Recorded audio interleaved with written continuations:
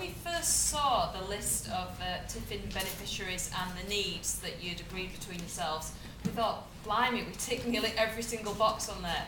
We think we've got a really exciting and unusual project to talk about today. We think that we can alleviate some of the world's problems, not just locally, but globally as well. Problem number one that we think we can help with: overseas there are hundreds of millions of subsistence farmers living in absolute poverty. Problem number two, in the UK we've got an awful lot of people, millions of people living in relative poverty, but nonetheless struggling day to day, needing an income and needing a job. Problem number three, you might have heard already that the ethical trading sector during the recession was one of the very few to actually see a boom, and yet despite that, poorer groups in the UK are not buying ethically traded products. Now we believe that if we can make those groups aware of their purchasing power, they can not only help producer groups overseas, but they can help themselves generate an income. And we think that we can produce a massive social change as a result of that. As a small charity, our remit is ethical trading and independent business education and knowledge. So our solution is enterprising trade, not aid. And we're helping local people to set up ethical trading social enterprises. We support local people who are from disadvantaged backgrounds to develop their own entrepreneurial flair. Lots of them are very natural entrepreneurs anyway. And we're giving them a creative and ethical outlet for that. So throughout our work, you'll see that they're developing an ethical enterprise education, and they're improving personal skills, they're developing their CVs, they're getting much needed work experience, but also importantly, they're generating income. They're also at the same time learning about global interdependence, which is empowering them to assist poorer people overseas, and at the same time, in their own communities, they're forging greater community cohesion.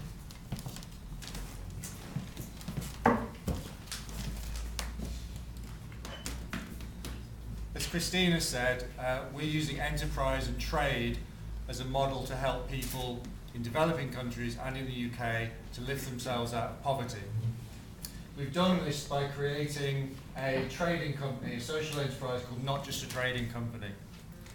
And I'll explain a bit more about that a bit later. What we do is we help groups in the community or in schools, mostly it's been young unemployed people so far, to create their own social enterprise group and to get involved in trading and in building their skills, as Christina said. We do this by giving them a fully supported package. We kind of call it an enterprise in a box, not literally enterprise in a box, but it gives them everything they need to have a safe, risk-free entry into business and enterprise and ready to go. So they can operate it in their own way. It's not a training course, it's not workshops, it's a genuine small business that they set up. To date we've set up about 6, we've got about 10 more in the pipeline. We want to get one in every town and city across the UK, we want to get it international, we want to go back and set them up with the producer organisations we work with in developing countries. What we do is we give the groups fully supported package, with templates, with sample documents, website where they can interact with each other.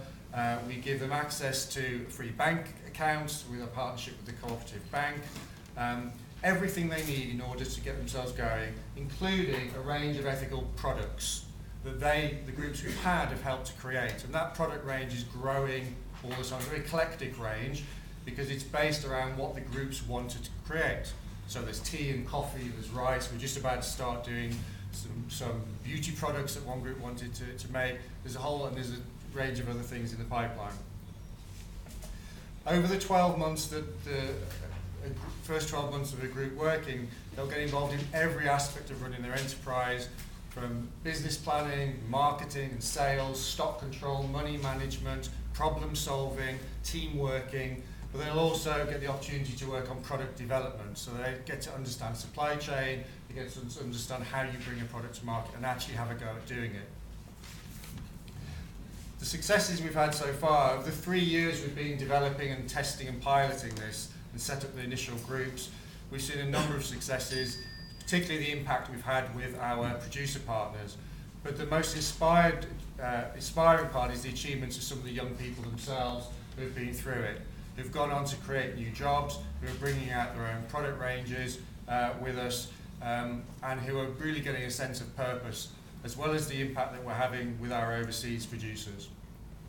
We have a group. Is that one ding? I got my one ding. I'm getting close to my 2 dings. We've had groups that have gone on to do business-to-business sales, securing contracts worth thousands of pounds for their group of young people, connecting with businesses. I'll move on quickly to what we're here to ask you for. We need help from you to help us promote this and expand it across the country, to help us continue to do that. So with the funding that we hope that you will help us with, but also through going and talking about it, promoting it, or even just buying some of the products for your offices, your organisations. Every penny we make from the sales we make goes back in to support the products, the enterprise groups that we run. And just to go back to the name, this is not just a bar of chocolate. This is helping a producer in Africa who is getting a fair trade price, and it's helping a young person or an unemployed person here to lift themselves out of poverty and get themselves into work. Thank you very much.